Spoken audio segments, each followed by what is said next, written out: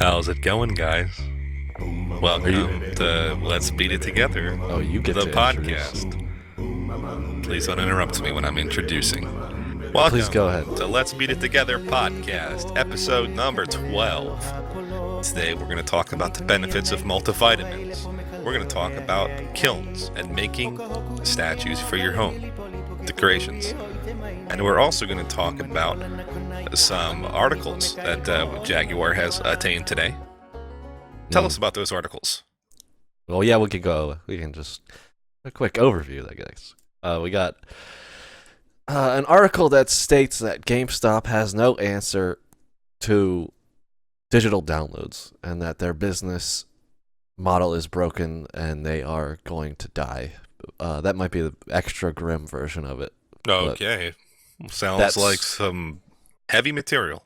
And we're going to get around to that later on, folks. So stay tuned, and we'll get to that. If you want, go ahead and skip forward in the podcast, and you'll get right to the meat of the sandwich.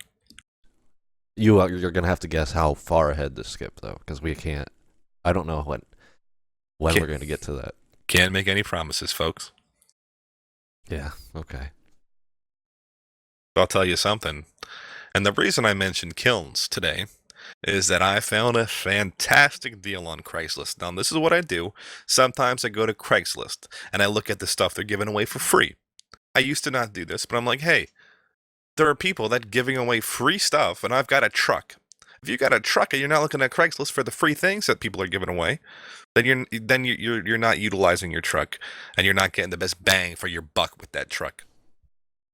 And now talking about picking up junk with your truck, not junk, but a lot of the times it's stuff that people can't move themselves. So heavy furniture, older TVs, that kind of stuff. If you're not looking for furniture, or you're not looking for bed stands and entertainment centers, there are some things to keep your eyes peeled for, but you can get on the cheap.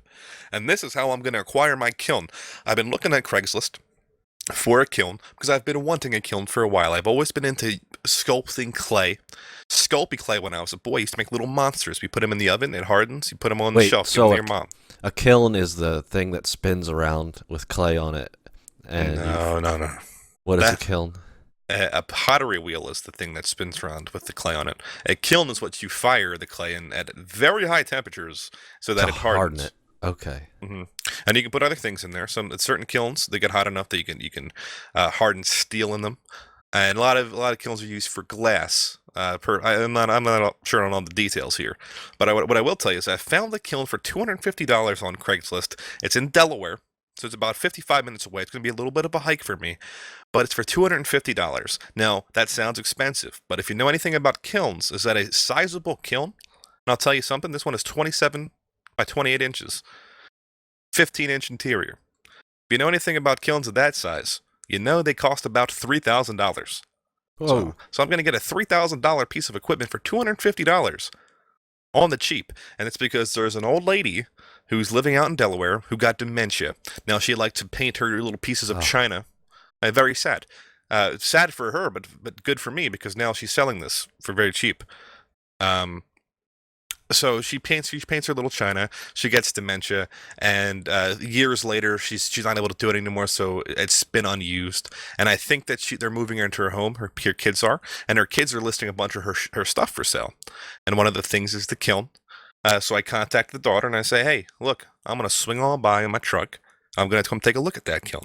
If it works, if you can plug it in and show me it works, and it looks in good condition, I'm bringing straight hard cash. So I'll take it off your hands. Yeah, you're serious about this. Yeah, so very serious about this. It's something I've always wanted to do. I've always wanted to make things out of clay. You can make some cool mugs, chalices, little statues, and other things too. Jewelry.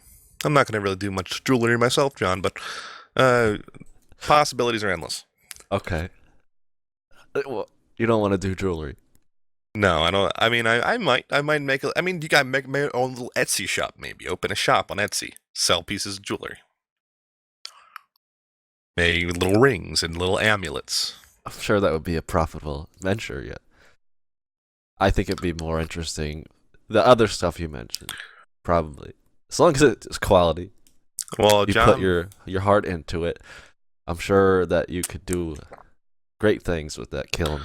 But I think, are we to assume that you already have the spinner thing? Well, the pottery wheel, that's for pots. You don't need that. You don't need the pottery What wheel. if you're gonna be making chalices and mugs? You said, and correct me if I'm wrong. I think those are circular, like pots. Right. I mean, it would help to have a pottery wheel. It would help. I'm not saying but it's not what I'm buying. And a pottery wheel costs an additional $200-ish. Like, they're not cheap. Okay, so So, they're less expensive than the kiln, though. right. But what's the point of getting a pottery wheel, spinning yourself a nice pot out of clay, and then having it turn to mush because you can't keep it as a pot? Well, yeah, clearly the more important thing is the kiln, and what you're saying is, if this is a quality kiln and it works, then you get a quality kiln for several $1,000s off. Right. And if I wanted to flip that baby, I could buy it for $250, flip it for $1,000 on the market, easy. Make myself a quick $750, maybe more. But I Well, want to keep why it for myself. are you saying that these people don't know what they're doing and they could be selling this for much more, and you're essentially pulling one over on them? They could Is that what absolutely be selling it for much more, but they said on Craigslist $250 or best offer. So I'm gonna roll up there with $200, or so they think. I'm gonna say, look, I thought the ad said 200. I'm here with my truck. I'm willing to get this sucker off your hands. Just give it to me. Pop it in the bed of that you truck, throw that in. and I'll ride on out of here. I'll take some of the other junk you got sitting around. You're one of the most unexpected people to like be proud of like driving a truck. I know you like driving a truck, and you told me that before, and it's just weird to me. Like you're not the kind of person I would think is like, oh yeah, I'm here with my truck. Throw it in the back of my pick 'em up. I got to pick them up out back, and I can take it off your hands right here for you, and then you pick your teeth with your toothpick or something. Stick your toothpick in your mouth, to the side of your mouth, and you say, now here's what you're gonna do, and that's the role that you're playing here. Throw it in the back of my truck, and you're gonna hear my spurs on my cowboy boots dangling as I walk away. Well, and a nice pair of Levi's. I can see this happening, I guess, but Levi's denim, top quality denim. Make sure you get some Levi's. This episode of the podcast has been brought to you by Levi's jeans, and that's what cowboys would wear. It's what we wear all the time around our house, as comfortable as pajamas. If you want to wear denim pajamas, you don't have a better choice. We can't actually say that, I don't think. We're not advertising for Levi's. We don't have... I don't know if we want to do that on the official podcast. We're not officially sponsored by Levi's. I take it back. Hopefully we don't. All right. Sorry, Levi. No legal blowbacks. I don't want... Is there a guy named Levi? I hope there's a guy named Levi who started Levi's jeans. And, I hope that's what happened. I hope that he's still there. I'm not sure, but I don't know what else a Levi would be, John. I imagine it's got to be somebody's name. Man or woman. Maybe last name is Levi. I'm looking at Levi, Ancestry.com, Levi family history. It's a Jewish name. From the biblical person named Levi, a Hebrew word meaning joining. This was born by a son of Jacob and Leah, Genesis 29:34. Yeah. Hold on. I beat you to it. I just Googled founder of Levi's, and this is really interesting information for our listeners. This is top quality information you're getting here on the Let's Beat It Together podcast. This Levi was founded by Levi's, the jean company, pants company. It's founded by Levi Strauss in 1853. 1853. Wow. So he's not still around because he's German, dead. He's German Jewish descent. He's dead. He's dead as a doorknob, but he was Levi. Well, so that's a good story for everybody to tell around the Christmas tree this year. The holiday tree. Tell around the holiday tree, folks. Oh, that's not what we're going to call it on my podcast. You got the holiday ornaments on the holiday tree. Put your holiday packages beneath for the kids to open on holiday morning. You know what? If you want to ruin Christmas for everybody... Watch some Holiday with the Cranks on TV. We're in America. Watch a holiday story. We're in America, and I don't call it the holiday tree. I'll tell you what. That's a dang Christmas tree if I ever saw one. You know, and you can't take that away from me, Yuxula. Okay, I don't care what you say. You're wrong. Are you one of the people that goes out of your way to say Christmas when somebody's trying to like say holidays? Like have Yeah, happy yeah, I holidays, know and you'll exactly say, what you're and talking you'll about. say, "Oh, I'll have a happy holiday, and you have a Merry Christmas, all right, lady? Have a Merry Christmas. Don't take Oh the yeah, Christ out of Christmas, lady." there's definitely people that do that, but no, I don't do that. Did you? But I know exactly what you're talking about when someone says "Happy Holidays" or something in like a retail store, and someone like the woman will like spitefully look at "Merry Christmas," and then Yeah, those. knowingly like, "I got you." I mean, you're not gonna get me to not say "Merry Christmas," you scumbag. You know, like no, I don't do that. But Those are the same types of people that made a fuss about that Starbucks cup. They changed their cup, John. They did. You heard about this, didn't you? I do get annoyed by people that like this on the opposite end of the spectrum. I get annoyed by people like you who just say the holiday tree when clearly we're talking about a Christmas tree and you're doing it to troll, or you're doing it because you're trying to be overly politically correct, and I don't have a place for that in my heart. Well, John, technically it's a balsam fir tree, most likely. I used to sell some of these trees back at the Home Depot. More saving, more doing. And I would sell the You would trees. drive there in your pick 'em up truck, and you would and you would work at the Home Depot, and then what happens? Well, see, here's what happened: is I requested to work outside during the holiday season because I knew that people were going to be buying these trees, and they tipped. People tip like $5 when they get a tree. You tie it on top of their car, and most of the time you're just loafing around, not doing anything. Yeah, it's a little cold, but you don't have to work until you have to do a tree, and that takes a couple minutes. So it's not too busy. It was a nice gig.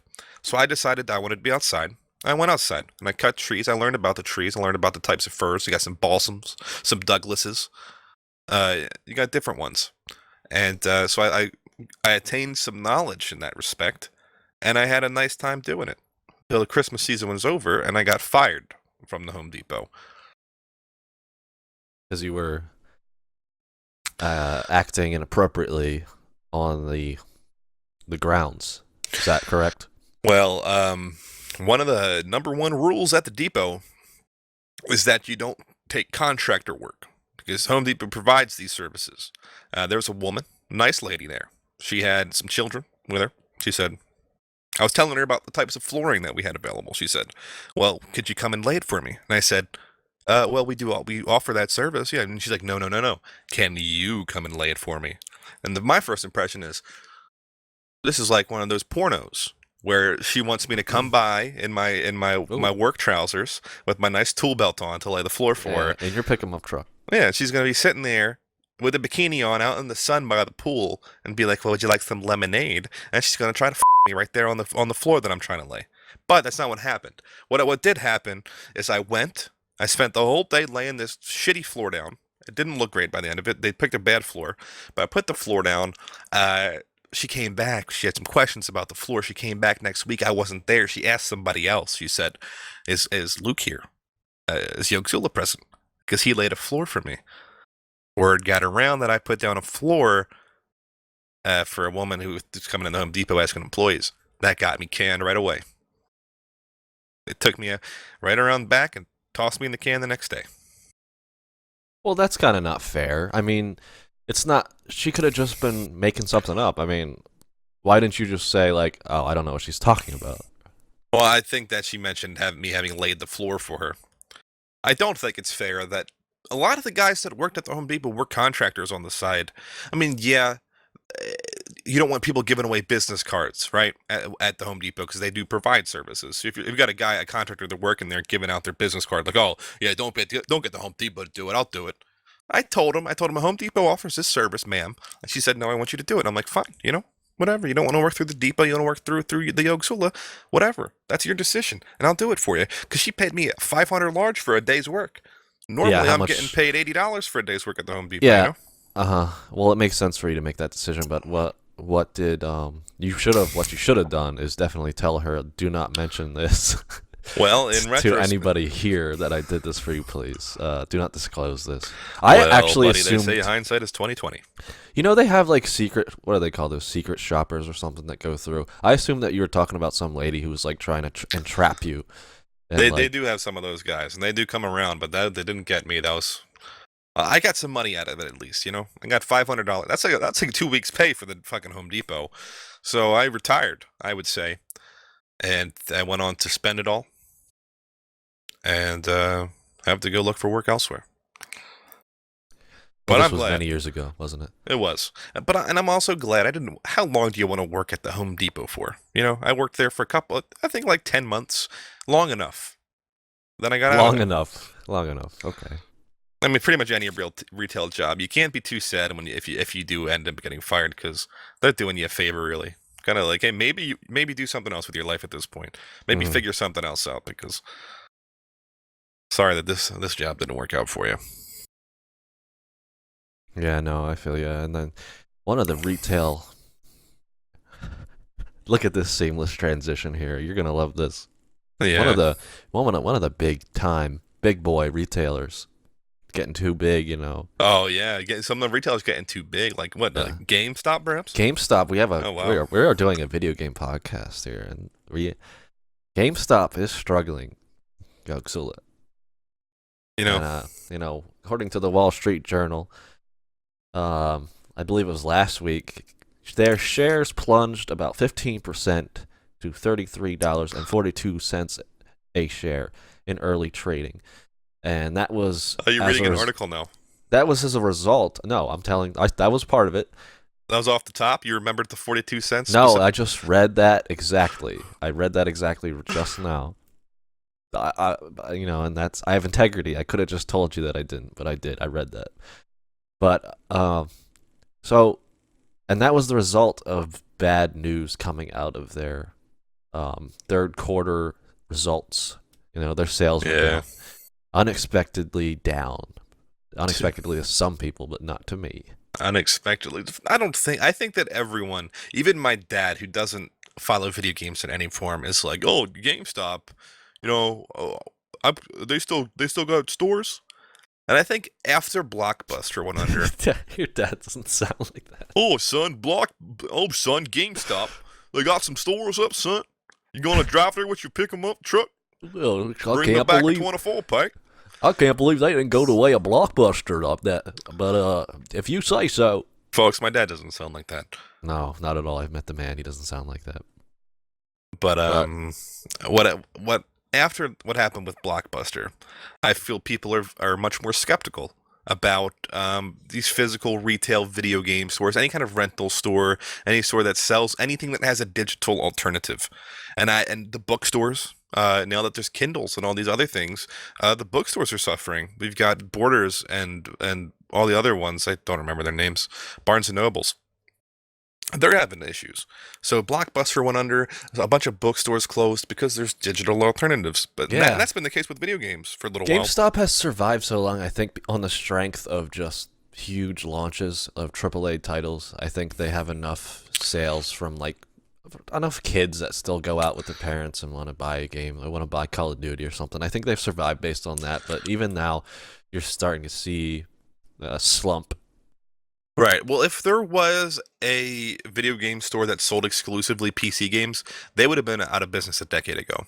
Because people that were on PC were obviously always connected to the internet. So downloading games on your PC became the norm when Steam became the norm. And so people that play on PC have been doing that for a long time.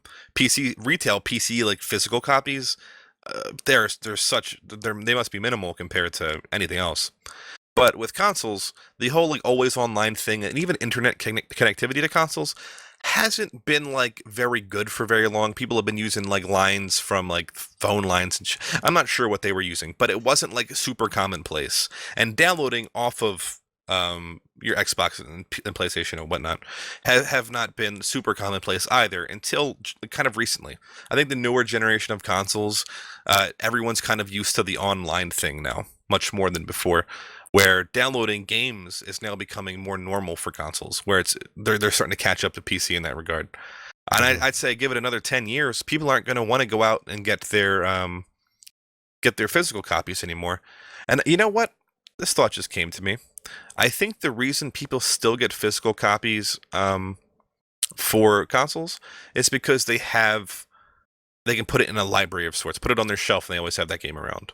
Yeah, it's like it's just nice, I think, sometimes to have that collection, and some people still want to have a collection of, yeah, of Right. physical games that they can like point to, like, oh, look at that, isn't that cool? That's my bookshelf of And the main Xbox. and I think the main difference between that and PC is that on Steam you have your collection. It's a digital collection. It's there. There's not going to be the next gen Steam that's going to have all new games on it. Then you just like, stop using the Steam.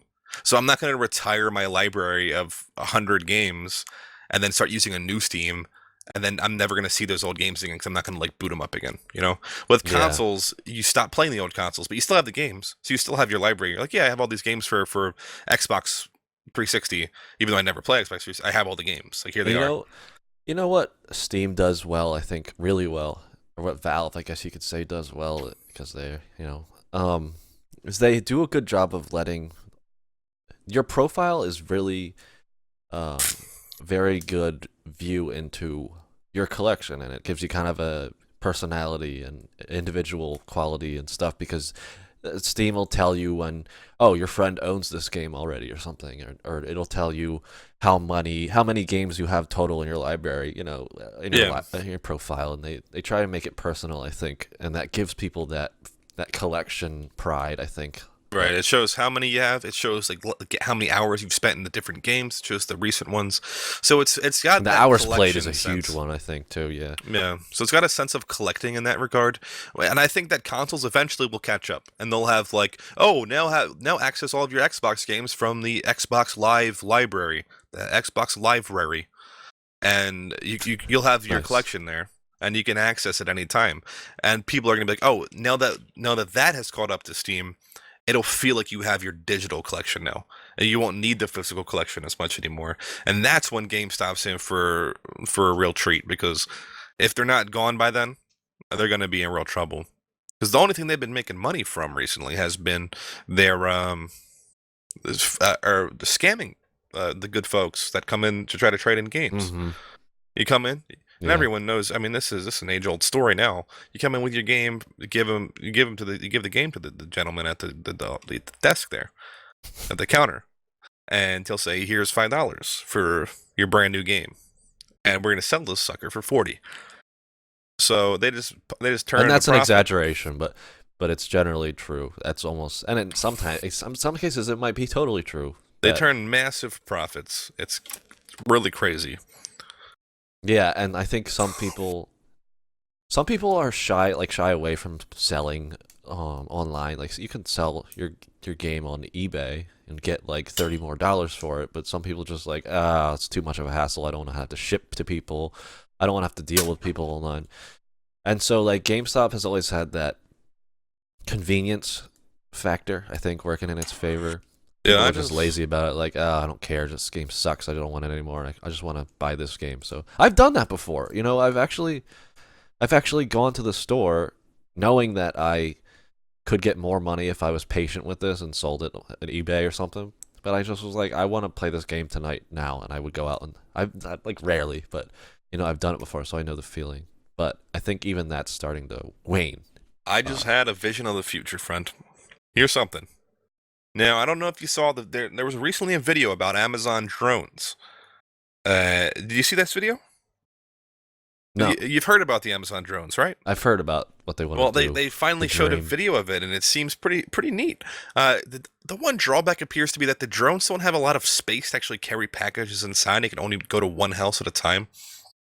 So the logistics of making deliveries of in small packages, like, oh, I want to order a pair of shoes. 5 minutes later, your shoes are there. Like that's really cool, and it's possible. But here's the reverse side of that I haven't really thought of, and I'm not sure if the guys at Amazon thought of this, and even eBay might be listening right now.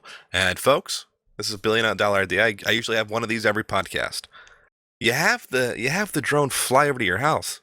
You put your game in the drone and say, I want to sell this game $30 to Joe Schmo over in Florida. Pop it in the drone. Drone flies away. You don't have to go to the post office. You don't got to send the game. You don't got to worry about any of that. You don't got to worry about the shipping. The Hmm. drone comes to your house. You give it to the drone, and that robot's going to fly it somewhere else, and it'll fly back, drop the money right on your lawn. That robot is gonna soar top speed, and it's just You could even that's the ultimate convenience. You can't beat it, but it, it's also kind of creepy. it could bring back bartering. You could be like, "Hey, I'll give you this game, and I like that shirt you were wearing yesterday." He sends the game in the drone. The drone gets there. The drone's like waiting and says, "Put the object in." You know when you're at the self checkout line, and it can detect whether or not you've got a gallon of milk on there or not. Hmm. Well, the drone's waiting for him to take his shirt off and pop it in there. The drone gets the shirt, closes up, flies back, drops it off at your residence, goes back to the Amazon HQ. So now you've just bartered in the 21st century, Yeah, bring, that's awesome. I bringing it mean, back. yeah, This you is it's have. the future of I shipping don't know if things. you've read about any of the I guess the obstacles they're facing with that, but it's just all like airspace stuff. Like I don't see how it's ever going to be possible for all those drones to just be allowed to fly in the air. Like just there'd be so many of them. It'd be like a highway in the air. Like you know what I mean? Like it's just. But um, what I did want to bring something up with you Yeah, and see what you thought about it here. yeah. Go ahead, shoot. And here's another point. We're gonna take another. We're gonna take aim at GameStop again here. I'm gonna see because they said I also didn't mean want to to. steer you off course with those No, it's drones. fine. We can go back to the drones, but the the Motley Fool also had an article, and they said their article is titled "GameStop still doesn't have an answer for digital downloads," and in it they make a point that Star Wars Battlefront, you know that big huge game that was released recently. Yeah, I heard of it. Um, okay, they said that GameStop reported disappointing sales for Battlefront. It did not hit their expectations.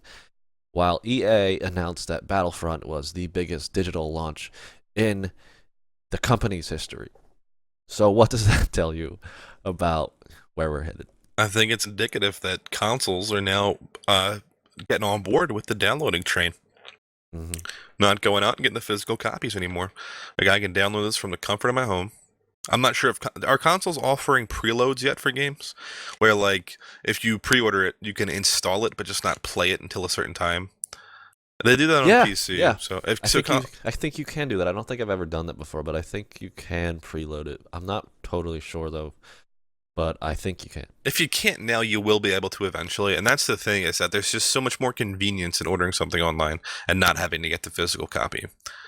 So it's just a matter of time before GameStop just goes completely out of business, unless they make like a huge transition into different service they offer. But they're not going to have one. Like I'd say, pull out now, close all the stores, save all your money, and just I mean, it sucks because they're a big business and they're making tons, but they got nothing left. It's just a matter of time. Right, right. I'd say it'd be foolish to wait till you get killed instead of just being like to cash in your chips, cash Yeah, cash in those they've chips. they've also done some weird stuff that I don't really understand. They're called GameStop. Power to the players, but they've gotten into stuff like you can trade in your iPod, your iPad. If you still have an iPod for some reason, you can trade that in. Um, they'll give you very little money for it, like they give you for their games. And they they offer stuff like that too. And I think they've partnered with other companies. They bought like ThinkGeek recently, which was probably actually a smart move. Yeah, I mean Um, that's a digital move, so yeah, go for that. um, Speaking of ThinkGeek, can I get a little? I recently told off the customer support at ThinkGeek. I did. I ordered you some stuff. did. Yeah, I did. I ordered some stuff for Christmas time, and here's what happened. I act, Oh, and this is on Black Friday night. I don't go out to shop on Black Friday, but I'll hit up some of the internet deals. Now my girlfriend, she wanted a little something from ThinkGeek, so I said, okay, I'll order that. And I saw something else that was a nice sale item, and I thought she might like it. And I'll tell you what it was. I'll tell you what it was. okay. It was a little charm for a bracelet. Okay, and these charms can be kind of expensive. It was $35 on sale for 15. I said she'd like that. That's cute. I'll get it for her. So I do. I throw it in the cart. I check out. Moments later, I text her and I'm like, hey, what size is that charm bracelet of yours, by the way? And she's like, "Oh, it's not a charm bracelet. It's something a little different from a charm bracelet." So I'm like, "Oh, so like charms wouldn't fit on that thing?" And she's like, "Oh no." So I'm like, "Oh, I'm a bozo. Well, let me just contact them and let them know. Hey guys, remove this item from my order. I got two other things. Just drop this one off the order. It's usually not a problem. Any company will be like, okay, these things happen, and they'll remove it. Well, they're closed. They have Mhm. nobody working on Black Friday night, which I commend them for. I think that nobody should have to work for Thanksgiving night. I think it's a ridiculous holiday, and it's despicable of our culture. But I Well, contact them, and they're closed. Go ahead, maybe get your the word in. next day within reason, right? Like maybe noon the next day, like actually All right, during the day on and Black Friday. that's Are my you thought. saying that midnight? You know, like these people that have to go into work at midnight, like on Thanksgiving, like after they eat their dinners and stuff. Yeah, yeah, like the nighttime. If it's Friday and you're actually coming in the morning at even 8 regular shift times, like just come in and whatever. But here's what happened: is I'm like, okay, they're closed.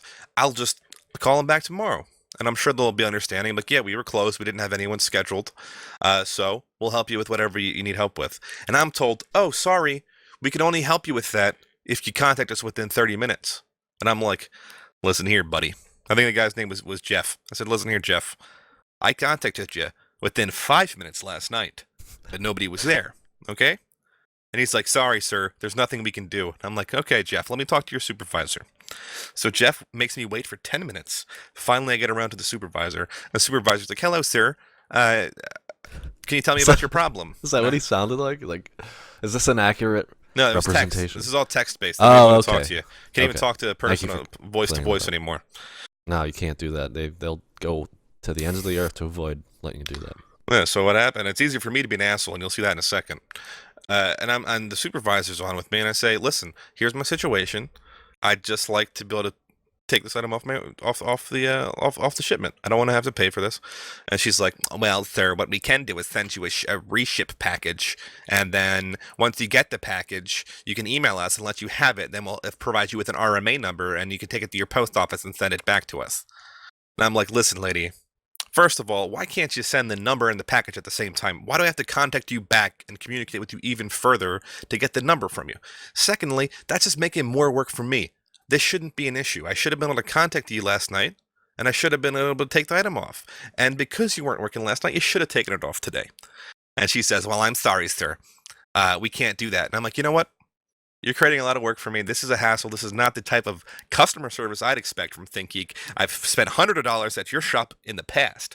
But guess what? At your shop? But guess what? You just lost a customer today, lady. And she's like, "Is there anything else I can help you with?" And I said, "Well, Oh, that I love that. I love I that. said, well, that would imply you've helped me with anything at all." And then I left. Oh man, what a zinger! You stung that woman. And I said, "No, that would imply you'd help me with anything at all, lady." And I got out of there. I love when they throw that in when they haven't helped you. Yeah. Is there Can I anything help you else with I can anything help you? else? I guess like They- like I don't know What, why what we're they making should like say. women's voices whenever we talk about customer service. Well, this was a woman I was speaking to. Okay, well that's fine then. I mean, And what she should have said was, "Is there anything I might be able to help you with today? Because I've been so useless so far."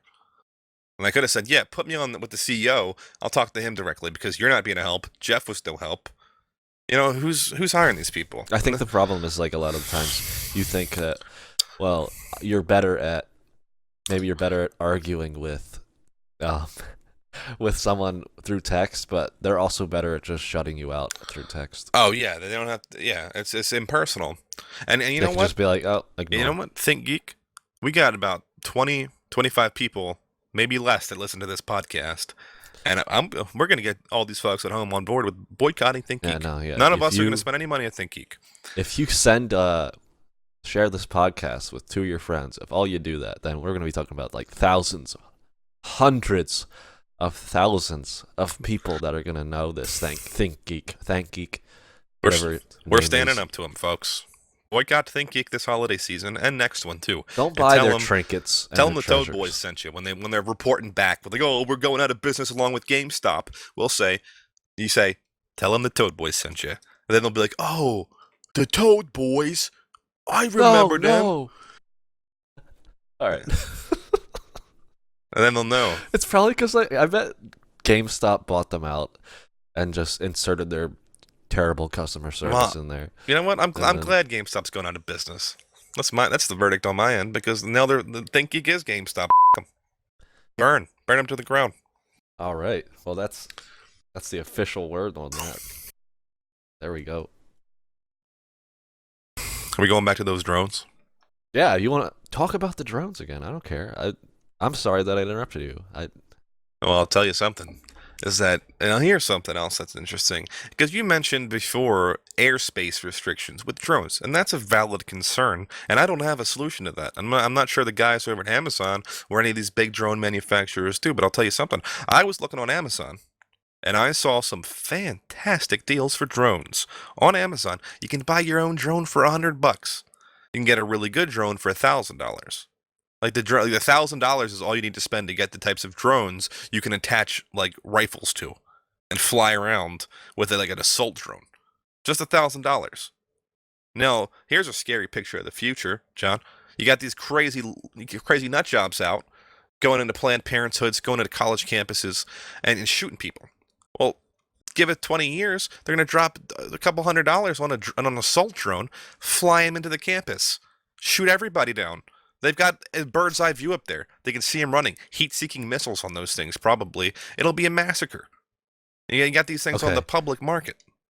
So you're expressing your concern with like advancements in drones, or are you saying there's already a drone out there? I'm saying accessibility. It's like militarized that you can like buy.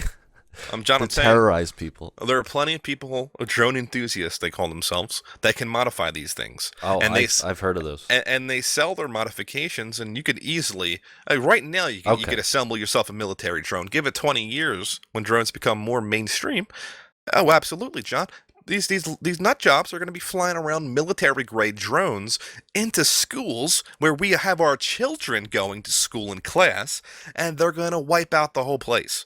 In a hail of gunfire. I certainly hope not. And the teachers, what are we're gonna give the teachers like rocket launchers to shoot these things out of the sky? Because a regular assault rifle's not gonna work. If those teachers had giant assault drones of their own, then the good guys. That whole argument, but you can't do that. Actually, I mean that'd be more realistic. Probably safer. Rocket launchers for the teachers? No, close. Or drones. You arm every school in America with a big assault drone that's basically a defense drone, and it can sense peculiar behavior. Maybe they'll have satellite radars. Seek and destroy. See if there's any drones in the area. They start making stealth drones, flying under the radar to get to these kids in the schools. Yes, and they're going to replace security guards, or the security guards will man the drones from the ground. They'll make sure that they pilot those drones. We've got these fucking high school graduate dare officers flying drones around now. Yes, and that's also going to be finding dangerous. Kids sneaking around, smoking pot in the back parking lot, shooting them to death. Now the cops don't even have to shoot you themselves. They just go and take their drones out and murder you on the streets. That's the future, folks. That's what we're looking at with drone technology. So yeah, nobody has to put themselves in danger anymore to assault you. They just need an assault drone. And now we're going to see everybody has their own personal drone, the personal defense drone. It's going to hover above their heads. I'm going to scan the airspace for anything suspicious, and if there's anything shaky or suspicious going on, that drone will leap into action, take it down. And there's absolutely nothing bad that could happen from that situation, as long as everybody has their own drone. They'll fight fire with fire, they always say. And that's why I say, in terms of this whole gun debate, and we'll get back to the drones in just a minute. Oh, God. There's this whole gun debate. I say, let's go Wild West. Let's arm every citizen in the United States with a pistol. Somebody goes and sticks up a convenience store. Suddenly they got a bunch of heat on them. They got 10 civilians. Boom, gun them down right there. Who's going to pull a pistol out in the middle of the streets when everyone's packing heat? Nobody's going to do it anymore. It's going to be like, oh, shit, I don't want to pull my gun out and try to point it at somebody because I'm going to get mowed down. All of a sudden, you've lost a lot of your power. Right. You don't have power over anybody anymore. You're the same as everybody else, and they could kill you just as easy. Or, do you want better? Everybody gets their own personal rocket launcher, and they walk around, strap it to their backs, and everybody just looks terrifying, and then nobody messes with anybody because anybody you have to, you have to. It's very obvious when you're going to shoot someone with a rocket launcher. You have to put it on your shoulder. It's telegraphed, so you can't just pull it out real quick. Well, I feel like that's countered by the guy with the pistol. Now we're back to being unarmed. Okay, we're getting tactical now. Now we go back a little bit, take it back. The guy pulls his pistol out, starts shooting people. Everyone else has got to take their rocket launcher off their back, load it on their shoulder, load the rockets in. So now this man has figured it out. So now he's like, listen, I'm going back to the year 2000. I'm getting my handgun. Somebody is going to get that rocket launcher on their shoulder, gear it up, and take this guy out. They're going to light him up. It's a suicide mission. But how many lives are lost before that rocket gets sent flying? And I'll ask you this: 2 or 3. What if the man that was causing the criminal had the rocket launcher? He's sticking somebody else up. It's like an old school musket battle now. It's like an arms race where they sit and they load their muskets up like they do in the cartoons to shoot each other. But now it's people loading rocket launchers. But you blast the first guy, his rocket launcher explodes because he's got high octane rockets on his back. They explode. His corpse goes flying. The rockets go flying everywhere. Does that happen? Hits the next citizen who also has a rocket launcher. Suddenly we got a domino effect, chain reaction. The whole city is wiped out.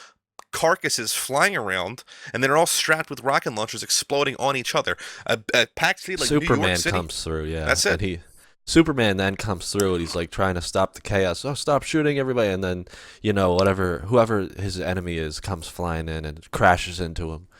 And then he comes through the building and and then they destroy a bunch of buildings and people are still blowing each other up with rocket launchers everywhere, trying to defend each other. And it's pandemonium. You really took it off the deep end there, John. That's unrealistic. So it's not. It's okay. It's realistic for everybody to have a rocket launcher and a handgun, and everybody's just blowing each other up. And we're talking about drones. No. The rocket launcher thing, that's an exaggeration.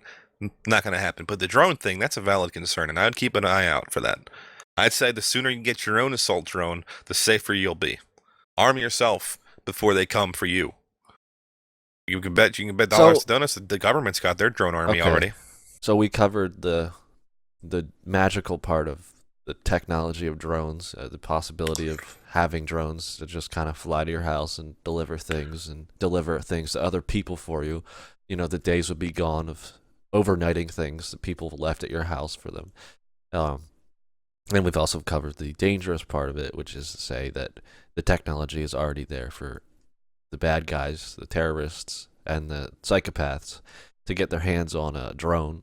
The capability to shoot guided missiles. And they will. At your face. And there's nothing you can do about that. And I guess at this point, we're just relying on the strength of humanity to steer us away from this path. Well, see, that's where my real fear lies, because I don't know that people are seeing what I'm seeing right now. And that's what everyone tells me. Everyone tells me, Luke, you're always 50 years ahead. Everything you predict happens. You always know what's going to happen next. I don't want to say I have the sight. I don't want to say I'm an oracle, but I've got a pretty good idea of how events transpire. And I said, there's going to be technology to put human souls into robots within the next 10 years. John, there's been an article, we're moving human souls into robots. That's happening today. First human soul going to put into a robot. Is that a fact? Is that happening? You're familiar with CERN? No. The Large Hadron Collider. Oh, yeah. Yeah. They're doing it underground, secret military labs. But John, here's what I was getting at with the drones in the first place, is that I was browsing Amazon and I want to get myself a drone. Just want to fly it around the neighborhood. It's a friendly neighborhood drone. I'm not going to put weapons on it.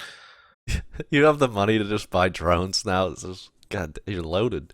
No, John. Let's First of all, we're talking about getting kilns. $3,000 kilns, and now we're getting drones in the equation. I told you I'm getting a kiln off of Craigslist for $250. Go pick up the kiln with the drone you bought, and it'll fly it back to your house.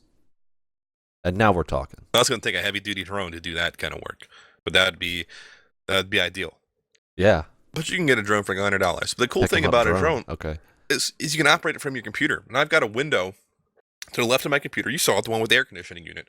I opened that window up, and it's like a docking station. I set my drone out, flies out my window, cruises around the neighborhood. I can take video footage.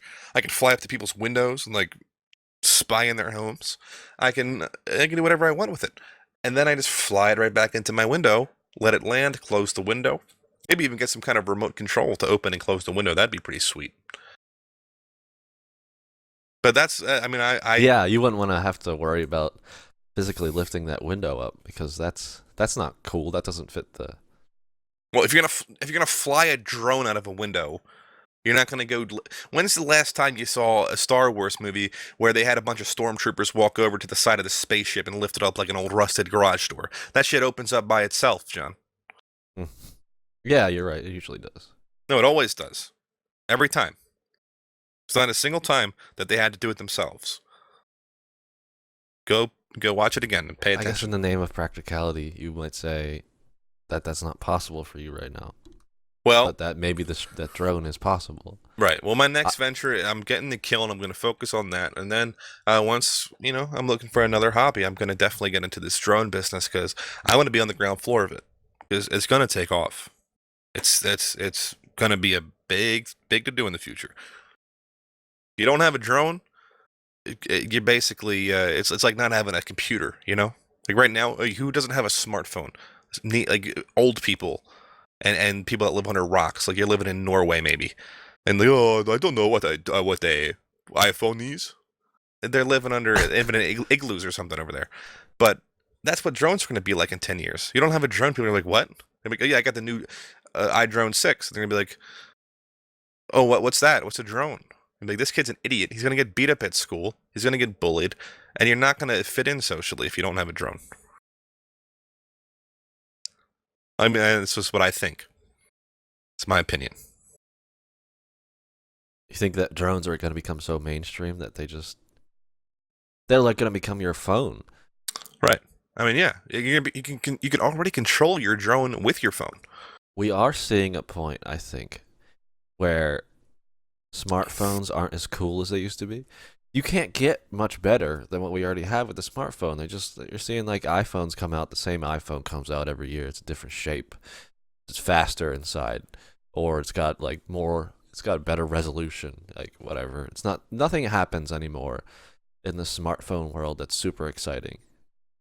And pretty soon, that's exactly what's going to happen. You're going to have drones that'll take the place of that'll take the cool gadget throne that everybody wants. Is that what you're envisioning, Oracle? Well, let me bridge the gap between drones and the iPhone because there's going to be something in between there. It's not going to be that kind of. You're not going to make that leap. We're going to move on to the implants under the skin, the microchips that can communicate with your brain telepathically, and it's going to actually give you the ability to do things with your mind. You're going to be able to lift up objects with your mind. You're going to be able to control interfaces like your computer, just with your brain. Just think about it. Say, I want to go Google search BBC and BBC News Network, and you can go ahead and you can Google search what's going on in the UK today. What kind of what's the weather outside? You just think about it, and it's answered for you instantly. Provides you with that information. That's coming up soon. The Google Glass was just the tip of the iceberg. You put this device on your eyeballs. You can control it with your eyeballs. Have you tried that? No, I don't have $600 to spend on a gimmicky device like that, John. Well, I don't think many people do, but I would still like to try it. I want to see what it's like. I'd love to try out the Google Glasses, but right now I also want to try out the virtual reality. Yeah, the Oculus Rift, and we got self-driving Oculus cars Rift. coming on up. Yes, we do. We have lots of exciting technology. The age of automation, John. Well, we don't It have seems to like a lot of this stuff is like, it's like close, but it's not practical. It's not ready. Within the next 50 years, so all of these things we've been talking about. Maybe the Oculus is probably the closest to being like, because they improved a lot about it. I know that I originally heard that they were having trouble with people getting nauseous and stuff while they were using it or busy. And that's headaches. and But they here's the fixed that. thing about the Oculus that I don't think makes it. It doesn't fulfill the fantasy of virtual reality unless you get that pod thing that you stand on. That's like a treadmill, that like a 360 treadmill. You've seen what I'm talking about? Yeah, people look ridiculous Yeah, you when look they use it. silly, but you can like run, and you're running in the game. You're not running into a wall in your room. You need one of those things, or else like you're just sitting there like with a controller in your hands with a fucking thing on your face, and It's you definitely probably a look step stupid up, and though. feel stupid. It's definitely a step up from, like, I think it's gonna help. It'll be more immersive, I think, still, because you're surrounded by it. You can't look away from the game at that point. You'll be able to look around Yeah. with your head and kind of look at things. Oh yeah, well And there's it's cool. I think it's cool. I'm oh, it's excited very to try cool. it. It's very cool. And the next step after that, if we're looking a little deeper, is fully immersive virtual reality, where it basically puts you into like an unconscious state where you just control, like a lucid dream almost. Well, like a self-imposed lucid dream with technology, where you're able to control a character with your brain, and you're able to almost like insert your own brain into a digital character while you play it, and then unplug and come back to yourself and like get out of your pod or whatever they're gonna put you in when you're playing that. I don't know if I want to do that. I mean, that sounds so cool to me though, and it's going to happen, and it's going to happen. That's what I said. Boom, 50 years from now, if not sooner. So that's Okay. before I'm like 80 years old, and I'm retired by that time, John. Put me in a pod, put me in the World of Warcraft. I am Yogzula, the best feral druid on the server. That is me, Grand Warlord, traveling the plains of Azeroth, and that's the most immersive experience that a man can hope to achieve. There you go. Yeah. I mean, I guess you're right. Maybe we'll see that. Definitely, John. So you said you. All right. So we're gonna switch gears here real quick, but this is gonna be a brief topic of discussion. I want to know.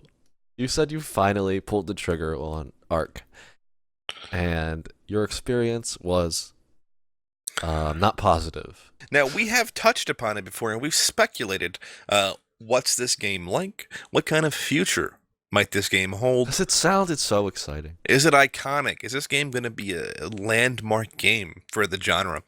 And in a way, I think it is a landmark game because it's so popular. But I'll tell you something. I have no fucking idea why this game is so popular. It does everything H1Z1 does, but worse. And H1Z1 has been around for 2 years before that. Why are you playing this game just because it has dinosaurs in it? It's the worst optimized game I ever played. It's got Nintendo 64 graphics. And that's if you have it on low settings. Turn it to low settings, you're playing an N64. Turn it above low settings, and you have awful frame rate lag. Just generally awful lag. Like, you have to load into things, it's spiky. Is it really Nintendo 64, or can we say like It's damn GameCube? close. No, it's between N64 and GameCube. That's rough. It is really, really, really bad, and I couldn't believe it. I'm like, and I heard people say this game has optimization issues, and I'm like, okay, so this game's not perfect. It might have some issues, but I have a pretty good computer, and I do. I've got a good Yeah, computer. so let's tell everybody what you have so they know if you have like an AMD graphics card. I got an HD Radeon 6900 Sapphire. I've got an Intel i7 processor. I've got 12 gigabytes of RAM. I've got a solid state drive. I've got what are we missing here? I mean, that's the bread and butter there. Just no one knows a couple of things. I might be missing something, but I've got a good rig set up. It's a couple years old now, but it's good, and I should not have any trouble running a game like this. No. Especially one that's on the Unreal Engine. I think it's the Unreal 3 engine, which other games are made on. I have no problem with, but it's just really, really, really, really bad. Do not get it. I played for like half an hour. It was the worst half an hour of my life. Thank goodness for the Steam refund policy. I just said, hey, boys, I had enough of this game. It's shit. And they're like, oh, okay, here's your $18 spec. Yeah, that's pretty nice that you can do that now. What another great plus for the Steam library. That ability to just get a refund, and you don't even have to have a reason. Yeah, you basically can literally just just demo say- any game you want. Yeah, you can have a free 2-hour demo of literally any game, and if you don't love it, you get your money back, and you can't do that at GameStop. Right. Yeah. Actually, You, can you? you can bring it back to GameStop and be like, yeah, we'll give you $5 for this game. Yeah, I think once you open it, you can't just be like, no, like or they have a policy with used games. I think it probably changed, but it used to be where if you bought a used game from them, you could bring it back within like 7 days or something and just give it back to them. But and that was cool, but I don't know if that's still what they do. But this is different because it's it's a brand new game. It's a digital download of the game, and you can just give it back within 2 hours, or is it 3? The thing about new games too, and why they don't accept returns, is because you can buy a game, go install it, and you don't need the disc to play it anymore. So you can just get a brand new game, install it, and then take it back to the store and be like, "Hey, look, yeah, I don't need this anymore." And they'll be like, "Oh, here's $60 back." So they just have a very strict policy on that. But what if you return to them and were like, "Yeah, this game doesn't work. Like, it doesn't run. Like, it's a broken disc or something." What are they gonna say? Like, sorry, but we don't accept Dude, returns. I've heard stories about people that do some really messed up things with returns. I'm not going to name any names, obviously, but I've heard about people who do this. They go to Walmart and they buy like $1,000 expensive like set of speakers, right? And they take it home, they open it up, and then they replace the speakers with crappy speakers in the spot of the great speakers. And then they take it back in and they say, I want to return this. And oftentimes the associate in charge of returns either, doesn't really care that much or isn't trained to really know. And they don't think much of it. And how could they be an expert on make every like $1,000? I'd feel sad if I stole from a mop and pop store. So I went in there and I took a gallon of milk out of there, and I'm just like, see you later, mop and pop.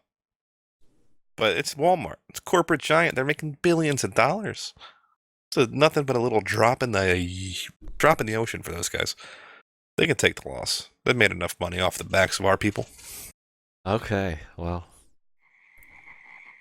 All right. Well, we're gonna wrap it up for today. I think we're good on time. But thank you so much for listening to this episode of the Let's Beat It Together podcast with multitoad.com with John Jaguar and Luke Gibson.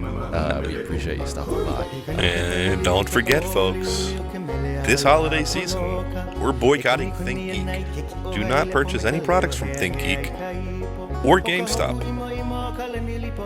Don't do it. Thanks for hanging out. All right, see you around, guys. We have our reasons. See you around, toads.